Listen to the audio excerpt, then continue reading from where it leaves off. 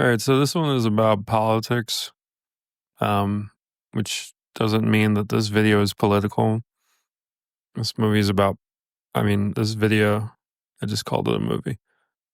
This video is about politics in general, the idea of politics. Um, so, okay, so one of the things that happens to the uninitiated, those who are unfamiliar with me, is that sometimes my artistic output will be dismissed because of my own politics. And what I mean by politics is things I agree with politically and how I tend to vote, right? Um, now that's normal and that's fine. Like, I don't care. But it does kind of um, become a thing that needs to be talked about because it is a common mistake people make when they're evaluating art or even just people in general. Um, because, minor digression. I once went out on a date with a girl. This was many years ago.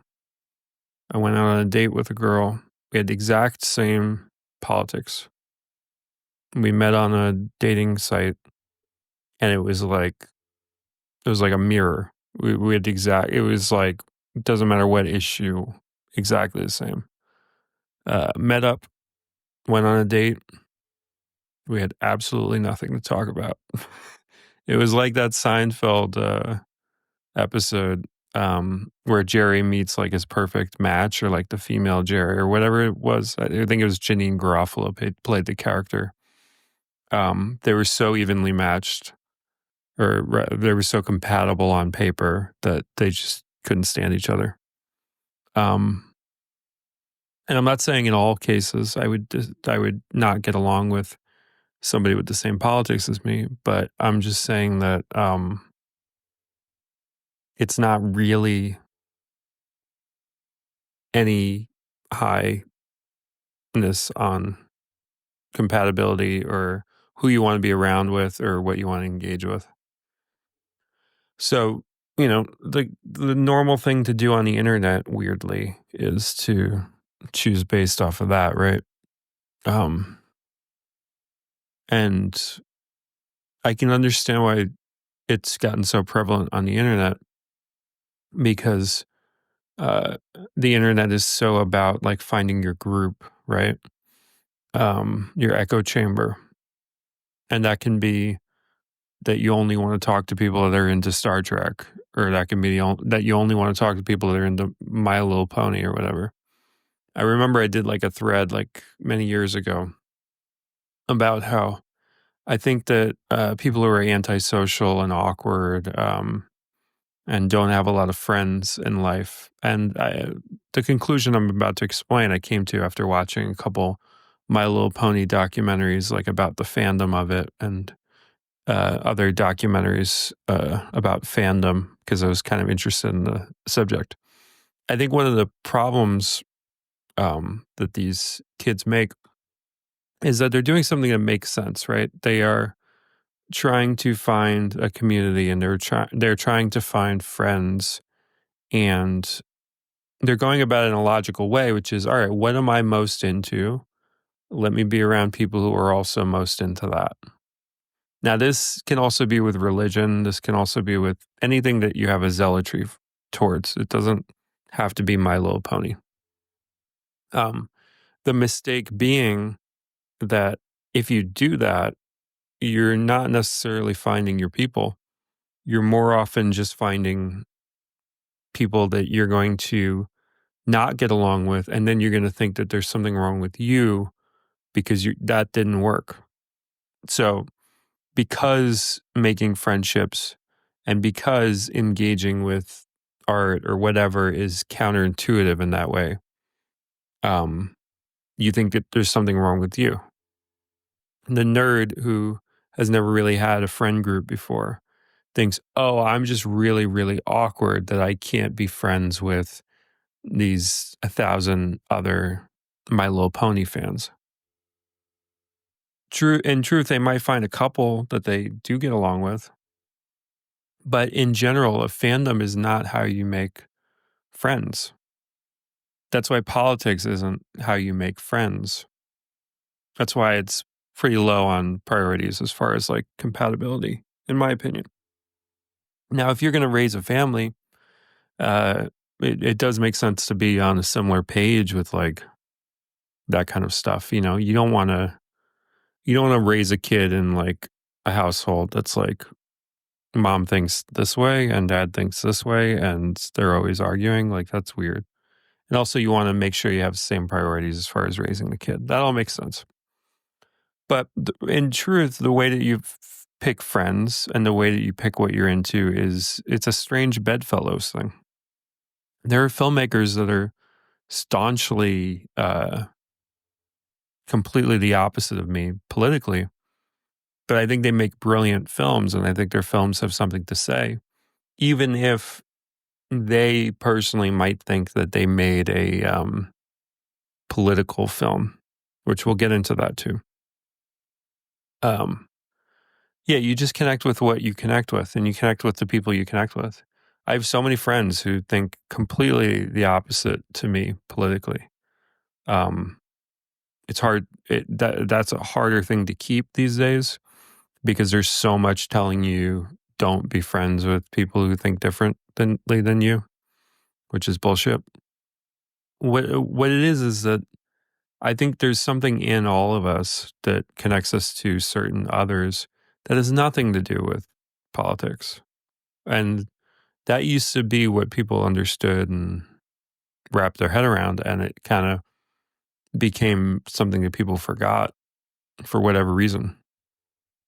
In a politically charged climate where feels like life and death decisions, that's going to be more the thing. But it's not healthy for anybody's friend base or community or whatever.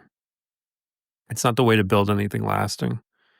What you have with somebody should be transcendent. A genuine connection is transcendent. Anyway, so if somebody has already decided that they don't like me, they're going to decide that my movies have these clues, for lack of a better term, in them that point out like how much I'm a piece of shit, which is weird. Like they think that like, but that's just cognitive bias, right? So like, I'm not going to name names because I don't want to call attention to this because it is a toxic and horrible thing. And I don't want to A, grow more of it, B, validate it, whatever.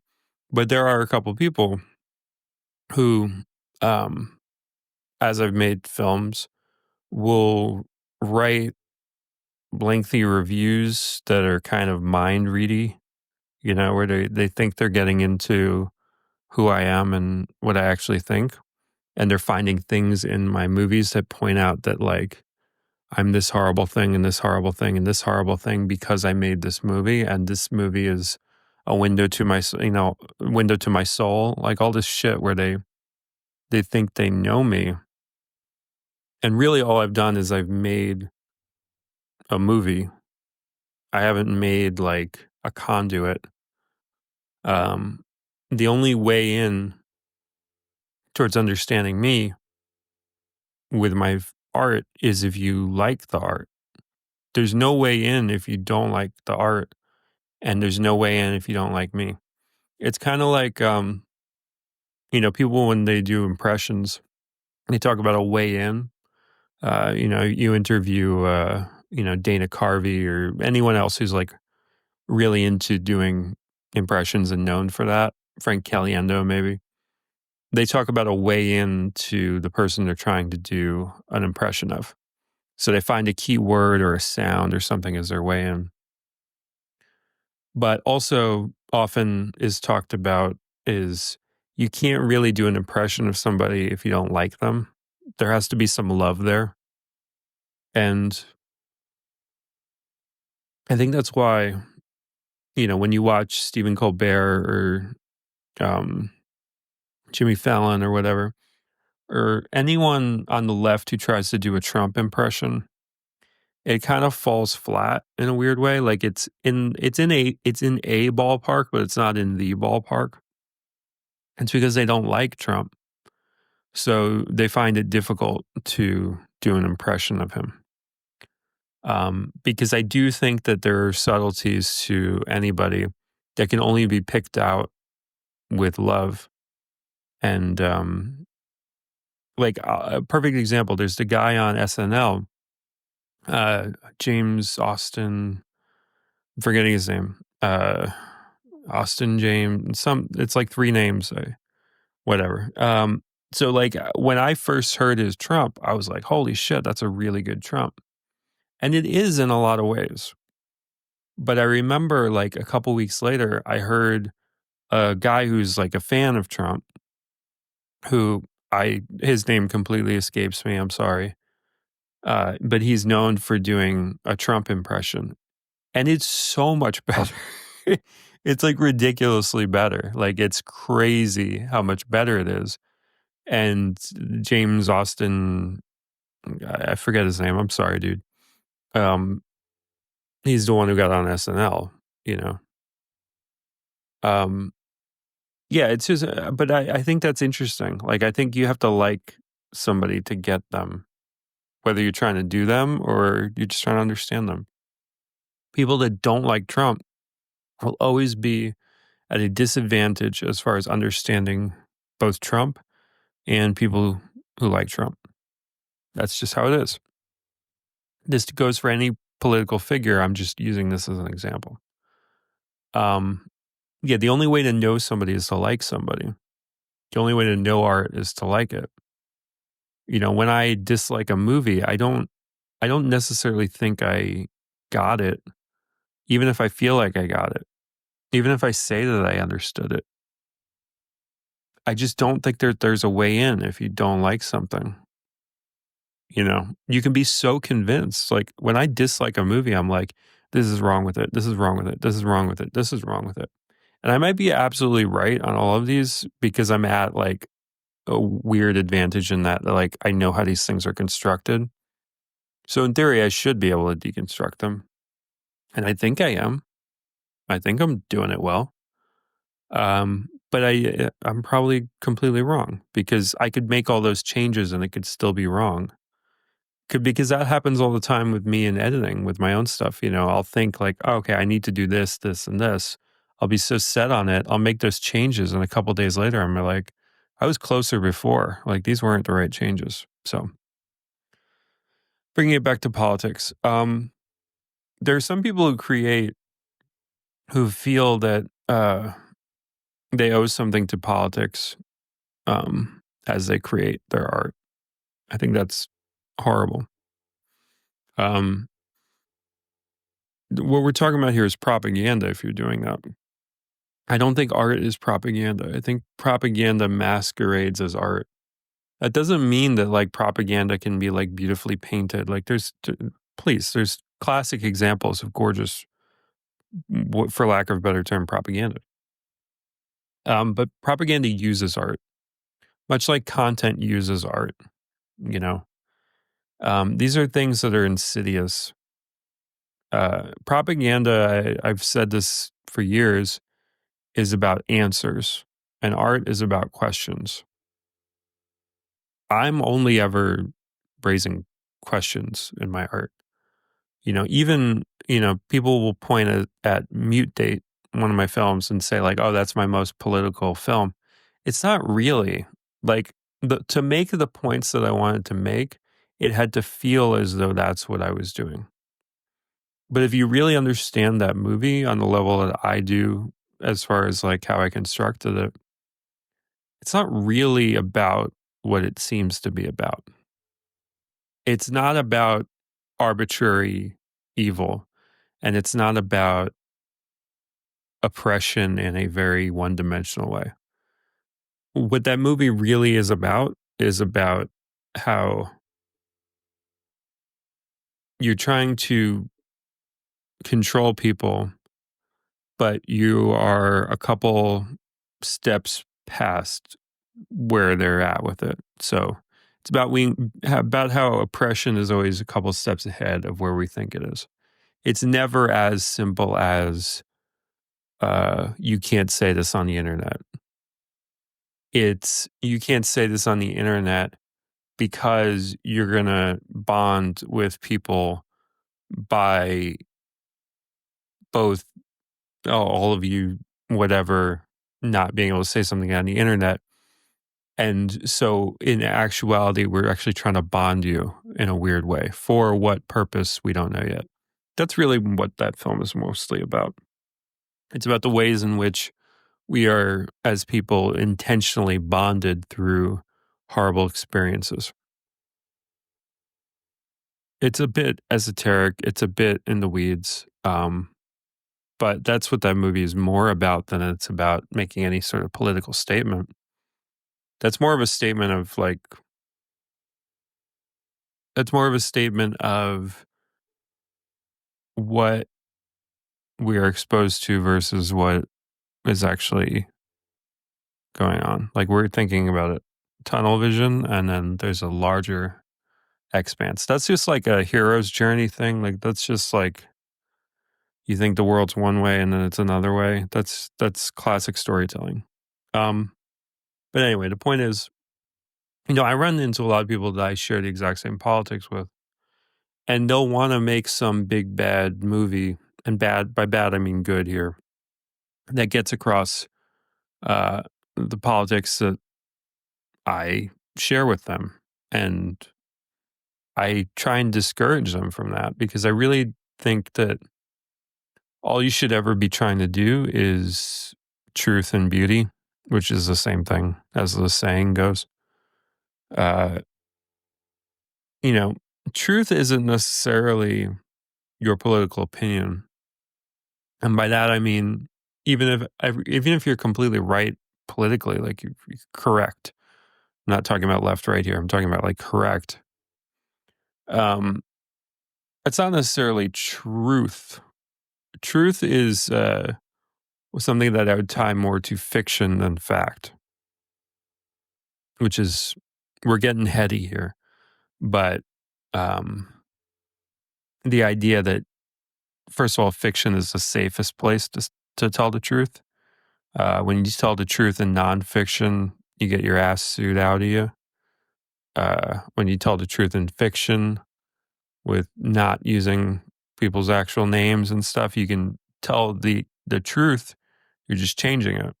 That's why fiction, weirdly enough, can educate you to reality a little bit better than nonfiction can.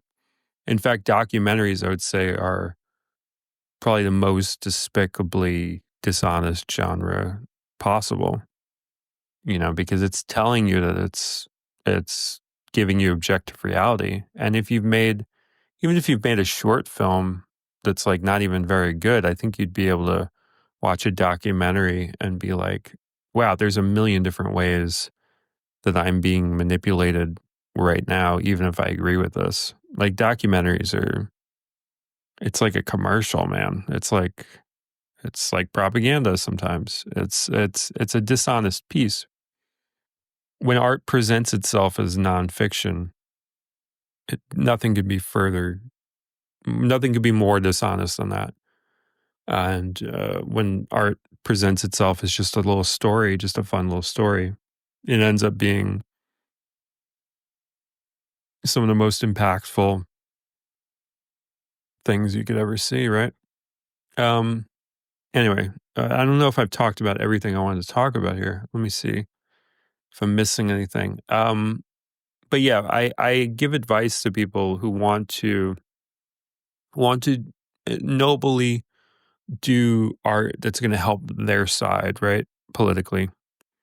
Um, and I just don't think that that can be done deliberately. I think that, sure, yeah, your own personal politics will spill into your work in some invisible way, unconsciously, subconsciously. It's that set it and forget it thing. A Christian, even if he makes a movie that deals nothing at all with Christianity, he's going to make maybe a different movie than he would have if he grew up Muslim or if he grew up a Jew or whatever. It would just be a different movie, right?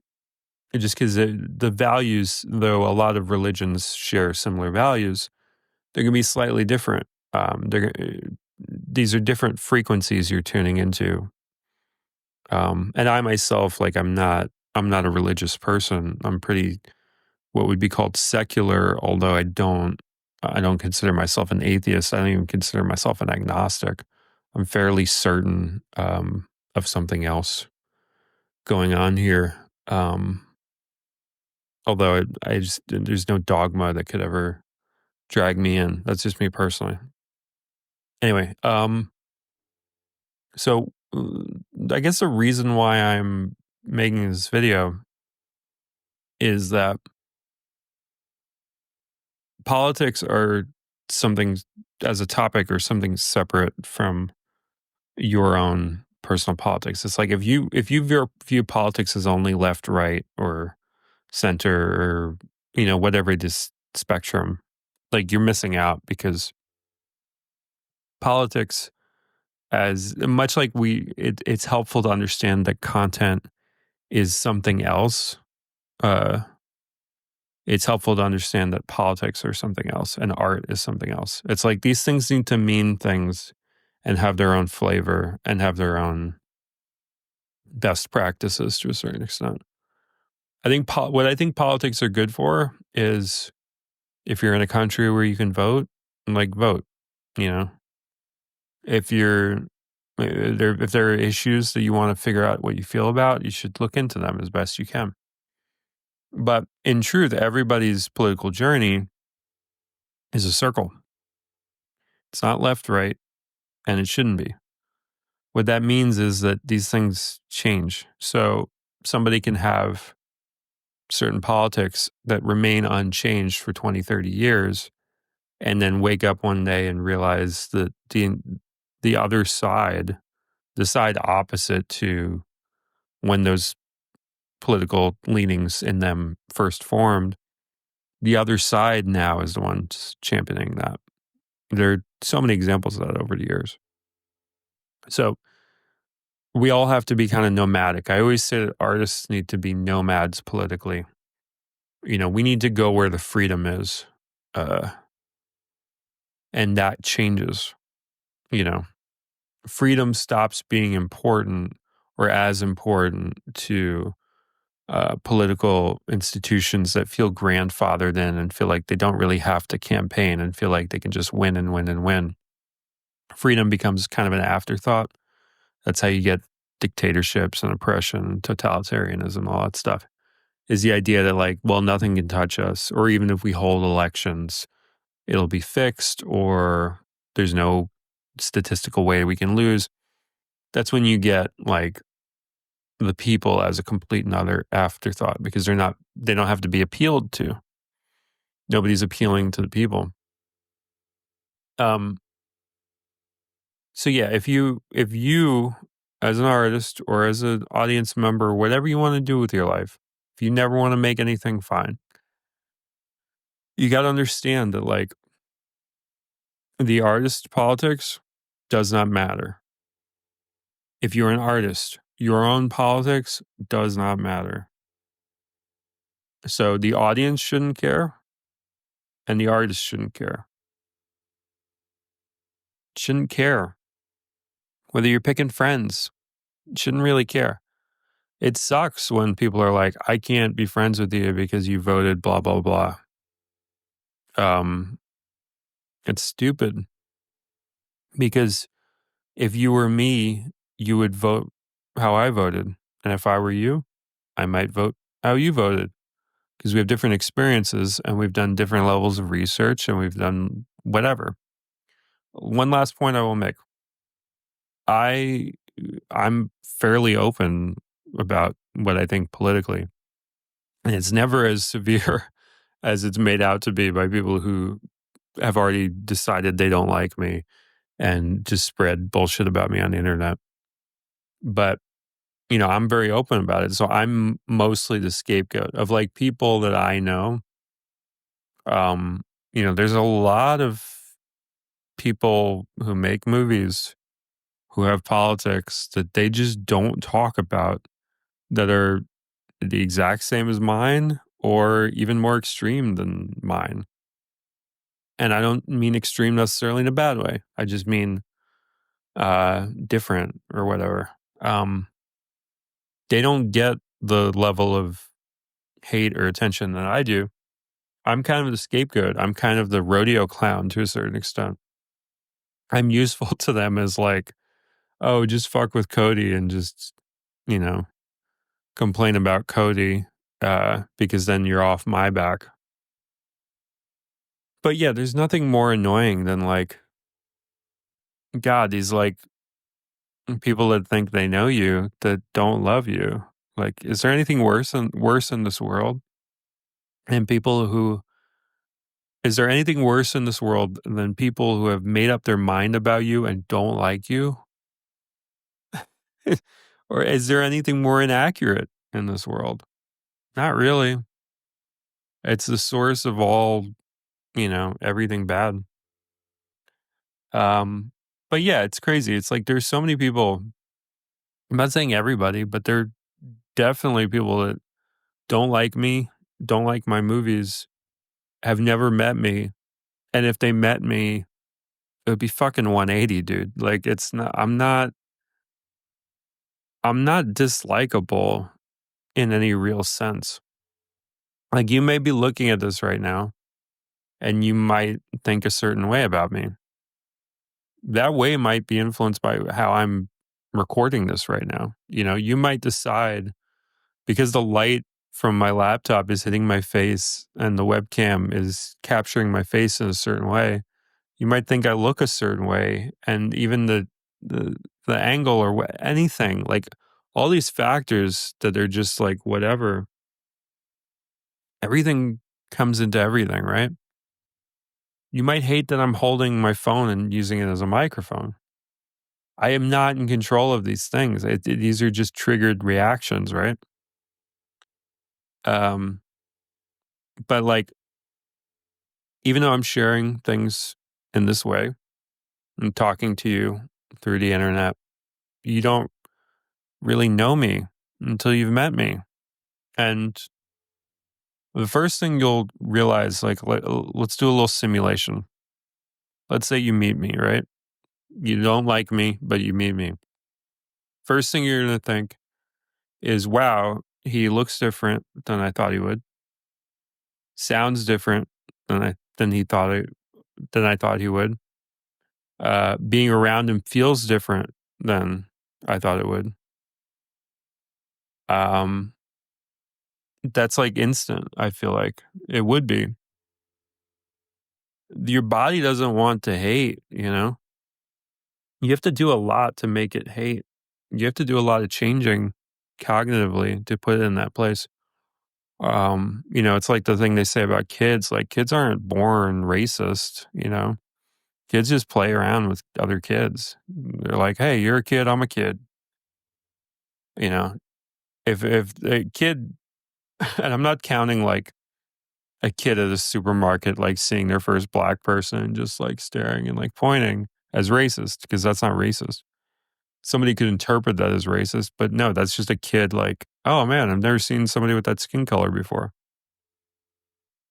That's observance. You're being observant as a child. You're not being racist. You've made no judgment. You're just noticing shades of color. Um, anyway, yeah. So, I'm fine being the fucking rodeo clown, the fucking distraction for other people who just don't want to deal with like people's horse shit on the internet. It's like, fine, yeah, I'm getting more hate, whatever. And there have been people that have literally thanked me in like DMs, like, hey man, it's great that like nobody goes after me because they just go after you. They're just joking. But yeah. Anyway, I don't know. I hope this was helpful. Don't create in political ways. Don't interpret in political ways. Just fucking and like I guess the last thing I'll say is that um When people will who don't like my shit will, like, be like, "Hey, that movie was misogynist," or "That movie was, sexist," or "That exposes how he feels about blah." It's like, that's so off the mark, it's, like, insane. Because if I'm I don't think I've ever brought up a theme without, um, feeling the way that you feel naturally about it. If there's ever anything that could possibly read as that, um, I'm on your side. And by yours, I mean, like, I'm coming at it from a place of goodness, you know? Somebody like, let's say somebody watches Blurry Finger and is like, "Look what he subjected that woman to." Um, Half those ideas, at least half those ideas were that woman's ideas. We made something very deliberate. Any one of my movies, Rachel Hunger, if somebody watches Rachel Hunger and thinks they know me and what I think, I'm just a really good actor, sorry to say.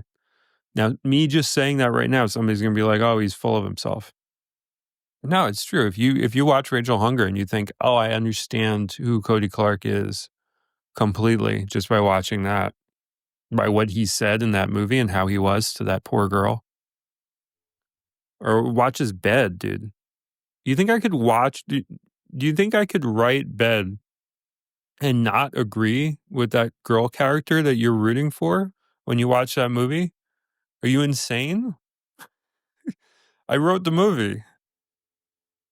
I wrote both characters.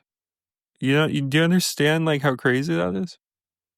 Bed is like 2 sides of me. Rachel Hunger is 2 sides of me. I and anybody can only show you the dichotomy that exists within me and the this way and the this way of what exists within me. I'm arguing with myself. Every character I write. Come on, dude. Alright, anyway, thank you for watching. See ya.